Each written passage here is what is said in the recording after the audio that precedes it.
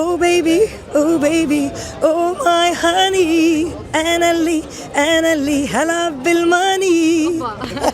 منورة الدنيا ومتألقة كالعادة يا بشرى. أنا جاية أحيي زمايلي وحبايبي عن فيلم هابي بيرثدي طبعا، لأنه قدام الكاميرا ورا الكاميرا كلهم حبايبي، كلهم ناس اشتغلت معاهم في بداياتي، اشتغلت معاهم بعدين، أنتجت لبعضهم أعمال، يعني سعيدة جدا. والمخرجة لما بتبقى ست الواحد بيبقى فرحان جدا كمان وبيدعم التجربة أكتر.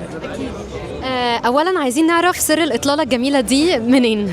مصرية جدا، إيما ديزاينر إيما هي اللي عاملة الفستان ده، وعجبني قوي لأنه دايما الموديلات دي بترجعنا لعصر السينما الجميلة والذهبية. يعني بما إنك بتحبي عصر السينما الجميلة والذهبية، إيه أكتر دور دايما بتفتكريه كده طول ما أنتي قاعدة؟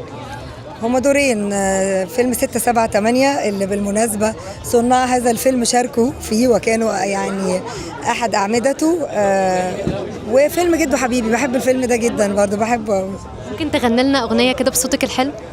بما إننا قلنا جدو حبيبي بقى، فتقول إيه؟ oh baby oh my honey أنا اللي هلعب بالماني. ميرسي جدا يا بشرى ونورتينا. ثانك يو سو ماتش. ثانك يو باي.